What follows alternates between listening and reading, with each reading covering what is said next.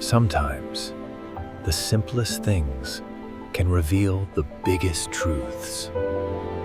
One morning, a professor entered the classroom holding a tray with several cups. Some were made of porcelain, some of glass, a few metallic, and others simple plastic. He placed the tray carefully on the table and looked at his students with a thoughtful smile. The students watched curiously as the professor brought out a large flask of steaming coffee and began pouring it into each cup, one by one. The aroma of fresh coffee filled the room. "Take whichever cup you like," he said. The students hurried forward and picked their favorite ones. The finest cups were gone first, leaving behind the simpler ones. When everyone was settled, the professor leaned against the desk and said softly, "Do you notice something?" The class looked puzzled.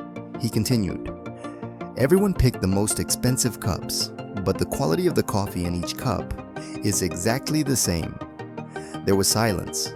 He smiled gently and said, "This is how most of us live our lives." He raised one of the plain cups and said, "The coffee represents your life, your time, your health, your experiences. The cups are just the external things, your job, your house, your clothes, your status." Many people spend all their time chasing the perfect cup, the best job, the nicest home, the fanciest title, and in doing so, they forget to enjoy the coffee. The class listened quietly as he continued. Life is not about the shape or material of the cup, but the flavor of what's inside it. He placed the cup down and said, "If you focus too much on appearances, you miss the simple taste of living, the morning sun, the laughter of a friend, the joy of doing something meaningful." He paused for a moment, then added, "The happiest people don't have the best of everything. They simply make the best of what they have." The students looked at their cups and realized how true his words were. The professor went on, "When you constantly compare your cup to someone else's, you fill your life with envy and dissatisfaction. But when you appreciate your coffee, your moments, your life, you start to feel peace."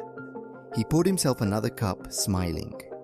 "You see, the coffee was meant to be enjoyed, not to be judged by the cup it came in." Then he concluded softly, "So stop worrying about what others hold. Focus on your own coffee, on the warmth, the taste, the experience." He looked at the students one last time and said, "Because at the end of the day, life is about the moments you sip, not the cup you hold." There was a quiet stillness in the classroom. Everyone stared at their cups, the plain, the fancy, the chipped ones, and smiled. For the first time, they weren't thinking about grades or success.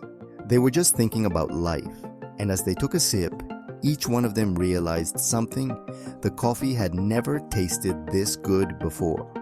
Narrator, a soft close. So stop comparing your life with others. Enjoy what's in your cup, your journey, your peace, your purpose. Because in the end, it's not about the cup you hold. It's about how fully you live while sipping it. If you believe this story could inspire someone today, hit like, share it forward, and remind someone to enjoy their coffee before it gets cold.